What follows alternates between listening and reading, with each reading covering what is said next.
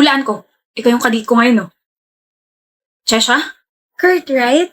Natumpak mo. Galing mo ah. Paano mo nalaman? Siguro nakakabasa ka ng isip, no? Basahin mo nga yung isip ko.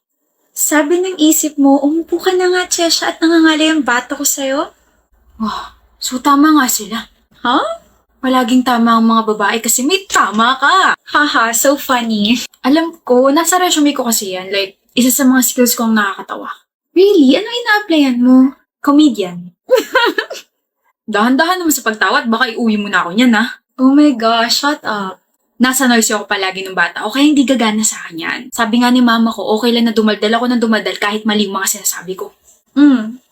Ayun, bagsak ako lagi sa recitation. So mali mo pala na-apply sinabi ng mama mo.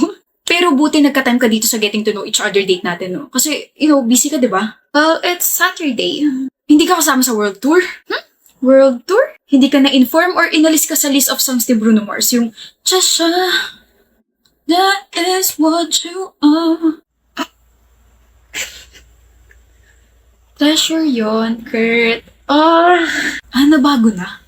Okay, fine. Honestly, you're funny and smooth. But, Anong but? siguro sa Tagalog puwet.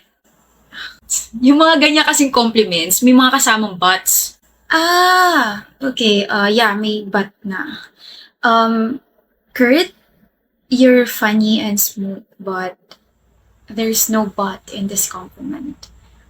I find you interesting. I want to know you more. Mas smooth ka pa sa akin eh.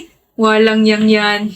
Wala eh. Hindi naman lahat may skill na smooth talker, di ba? Na-back to you mo ko ron, ah. What is the meaning of this? Excuse me? Kurt, what the hell is this? Sino to? Kaya pala hindi ka nagre-reply sa mga messages ko kasi may babae ka.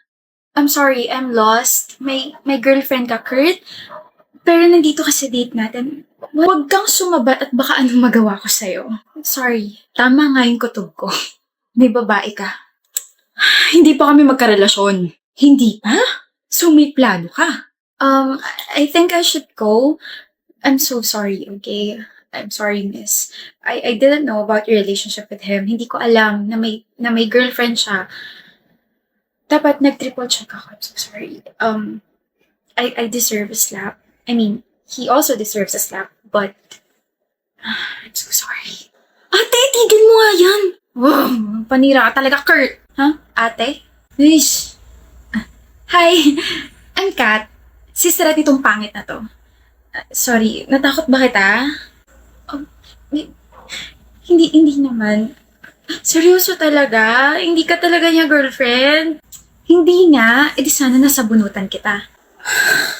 Single ka ba talaga? Natakot nga kita. Pasensya na. Gusto ko lang talaga ma-witness yung first ever blind date ng kapatid ko. You got me there. Wala naman kasi tong alam sa relasyon, ikaw yung first ever girlfriend niya. Ate, hindi pa nga kami. So, magiging kayo pala. Ikaw bro, ha? Anyway, anong pangalan mo, sister-in-law? I'm Chesha po. Buti nandito ka. May world tour kasi si Bruno Mars. Na-joke ko na yan, ate Kat.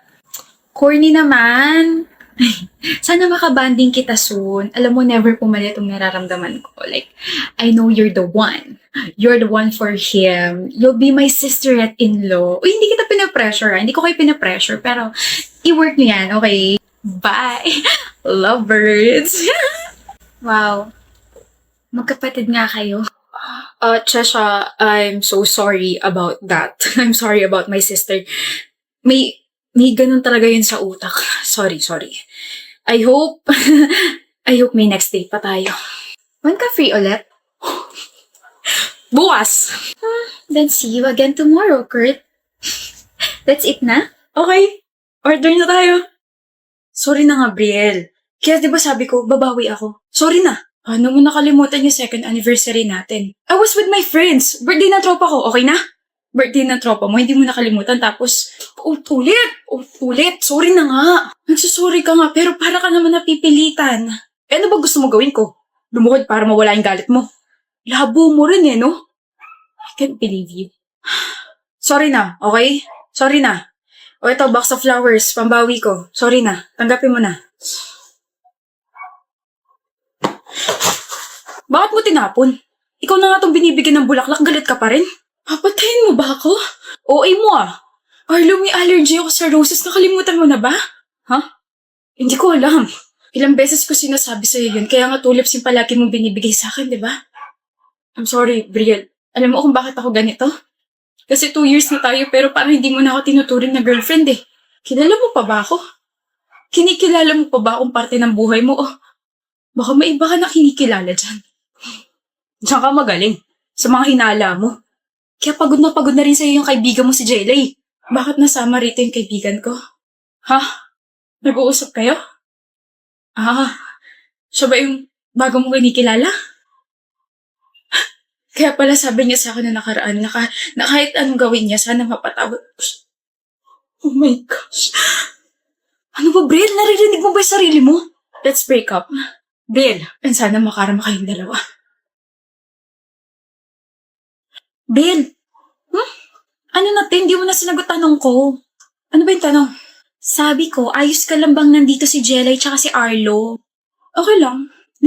Girl, alam kong 2 years na yung nakakalipas pero the fact na pagkatapos yung mag-break ni Arlo, naging sila na ni Jelay after 1 week ay sobrang nakaka-irita.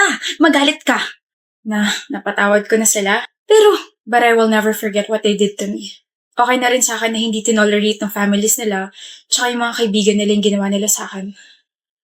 Kaya kahit tumagal sila na ilang taon, nakakabit pa rin sa pangalan nila yung salitang traidor at manloloko. Pero okay ka ngayon. Sobrang okay. Actually, sobrang saya ko ngayon. What did I miss? Nasa healthy relationship na ako. Eh? Kanino? Sa captain ng basketball team ng school natin. Kay Ezra? Yung kinakainisan mo? Hi, my love. Hello. Balitaan ko yung ginawa nila Arlo sa'yo. Hayop na yun, kapal nilang paiyakin ka. Ikaw mo, hindi kita pinapaiyak. Tahan na, nagmumukha ka ng siopaw na nilagyan ng blush eh. Kanina ka pa nagsusulat dyan. Anong ginagawa mo? Nililista ko lahat ng mga bagay na gusto mo. Bakit? Gusto ko eh. Init. Ano yung nasa likod mo? Bulaklak? Bulaklak, may allergy ka ron. Di ka pa pwede mamatay. Marami pa akong plano kasama ka. Basket kasi to na puno ng mga paborito mo. Nagpipiknik tayo rito sa school. Hindi ako naniniwala sa mga Mansara anniversary na yan. Saka naniniwala? Sa rosary. Ano? Kasi your love for me is still a mystery. I love you, Ezra. Hindi na siya mystery.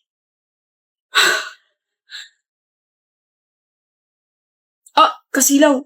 Yung yung kagandahan mo. Ay, inggit. Hello? Sino may crush sa akin dito? Ligawan niyo na ako. Okay ka lang? Kita ko yung dalawa eh.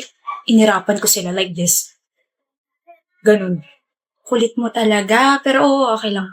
Kung ikaw napatawad mo sila, ako hindi. Never, ever, ever. Ako na lang tignan mo, wag na sila. Kasilaw. I know. Yung noo mo, B. Visit ka. Bakit gusto mo makipaghiwalay? I'm sorry, Aubrey. Kailan, bakit nga? Sabi mo forever na tayo. Sabi mo never ka makikipag-break sa akin. Bakit ganito? Anong ginawa ko para magkaganito ka? Hindi kasi tayo compatible. Hindi compatible pero umabot tayo 1 taon. May mga ganun talaga, Bri. Late na nilang nare-realize na hindi pala sila para sa isa't isa. Huwag na natin ipilit kasi pares na tayo masasaktan. Nasasaktan na ako. I know. Masakit para sa akin tong desisyon na to pero kailangan ko nang bumitaw dahil nahihirapan na tayo. I'm sorry, Aubrey. Maybe sa next life natin, tayo na talaga, di ba? Huwag ka nang malungkot. Huwag ka nang umiyak, okay? Hindi talaga lahat ng relationship nag-work. I'm really sorry for this. Always remember na minahal kita at mahal kita. Sorry. Ano? Break na kayo ni Aubrey? 2 days ago pa. Parang hindi ka broken-hearted ah. Ginusto mo? Siyempre, dada moves na ako dun sa blockmate ko eh. Ganda dun, pre. Maganda si Aubrey. Iba si Aubrey dun sa blockmate na nakilala ko. Sobrang, alam mo yun, swak yung personality namin. Parang nag-click agad kami. So, nagkagusto ka sa blockmate mo habang kayo ni Aubrey? Oo. Walang yan. Muntik na nga ako matawa kay Aubrey habang nakikipag-break ako sa kanya eh. Bakit? Iyak nang iyak? Konti na nga lang parang tutulo na yung uhog eh. Wala eh. Patay na patay talaga siya sa akin kaya ganun. Hindi siya umiiyak. Ano, Basti? Hindi siya umiiyak, Kylin. Ano hindi? Wala ka ron. Nandun ako. Nakausap ko pa nga siya eh. Hindi siya umiiyak, pre. Peke yung iyak niya. Breezy. Basti, Kayo na ka pa nandyan? oo. Sorry, pero umiiyak ka lang, di ba? Tapos, biglang, wow, ang bilis namang mag-shift na emotions mo. Hindi naman ako naiyak. Pero, tingin mo nasaktan ako sa pakikipag-break ni Kylen? I already prepared myself kasi alam kong may bago na yung buwisit na yun. Ano raw sabi niya? Masakit para sa kanya yung desisyon na ginawa niya? Maybe sa next life kami na talaga? Sarap isuka ng mga kinain ko kanina. Shucks, kinikilabutan ako. Pero bakit ka umiyak kung ganun? Kasi natutuwa si Kylen kapag umiiyak ako. Feeling niya, kinagwapo niya na iniiyakan siya ng mga babae. So hello, I'm a theater actress. Sayang naman kung hindi ko gagamitin sa kanya yun, di ba? He's already stupid na hindi siya agad nakipag-break sa akin. Pero lalo pa siya magiging tangat bobo kung ipagkakalat niya sa iba na iniyakan ko siya. But trust me, ipopost ako yung bank account ko. Ipagkakalat niya yan sa iba. Sinabi niya yun? Oh, tapos natawa pa nga siya kasi mukha ka raw tanga habang kinakausap siya tungkol sa hindi niyo pagiging compatible, something like that. Ayusin mo sarili mo, Kylen. Nakakaya ka maging kaibigan eh. Okay lang yan, Kylen. Yung mga ganyang ugali, deserve mapahiya. Paano ba yan, Esther? Nataasan na naman kita. Ano nga ulit yung score mo? 47/50? Ako kasi, perfect. Paano ba yan, Rave? Wala na naman akong pake sa'yo. Ano nga ulit yun? Sorry, hindi kita marinig eh. Paano ba yan, bro? Basag ka na naman kay Esther. Kung basagin ko kaya yung bungo mo. Pal. Mataasan mo ko ngayon pero alam naman natin mas matalino pa rin ako kaysa sa'yo, Esther. Hello? Naririnig mo ba ako? Sabi ko, hello? Crush mo ba ako? Ano? Masyado akong papansin tabi. Uy, wala siyang nasabi. Crush mo siguro sa Esther, no? Gusto mong makrush yung bungo mo, ha? Tabi! Congratulations to Esther and Rave. They will both compete sa regionals. Hoy, Esther! Kaya mo naman pala akong tawagin sa pangalan ko eh. Ano ba yun? Kailan tayo mag-aaral? Sino may sabing gusto kita kasabay mag-aral? Napakasungit talaga. Sandali, hindi pa ako tapos. Ano? Sabi ni Ma'am, we have to study together para magkaroon tayo ng connection. Meron naman tayong connection Paputol-putol nga lang. Hoy, Esther. Napabigay naman materials to review raw. Thank you. Yun lang? Bakit? Hindi mo ba kuya yayain mag-aral? Ayaw nga kitang kasabay. Bakit nga? Bakit mo ba gusto malaman? Gusto kong malaman kung ano yung babaguhin ko para maging okay tayo.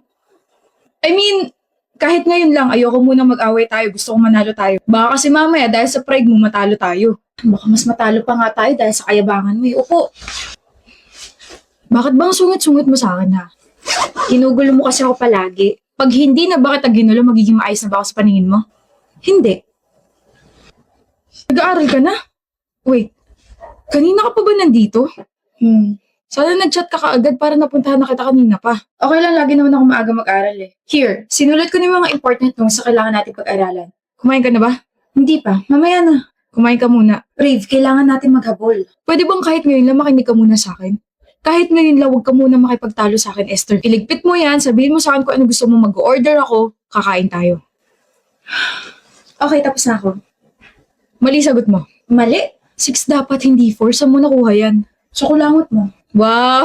Si Esther marunong namang bara. Wow, si Rave tingin sa akin lababo. Tama nga sila. Yung mga matatalino sila yung mga walang sense of humor. Pero, syempre naiiba ako. Aray ko, ituro mo na lang sa akin kung paano naging ganun yung sagot. Marunong ka naman palang umiti eh. Huwag mo nga i-gatekeep yan. Ganda mo kaya. Ready ka na? Okay ka lang? Oo, kulang lang sa tulog. Sabi ko naman kasi sa'yo, maaga ka magpahinga. Pwede bang wag mo na akong pagalitan, Rave? Let's just finish this competition tapos bumalik na tayo sa dati.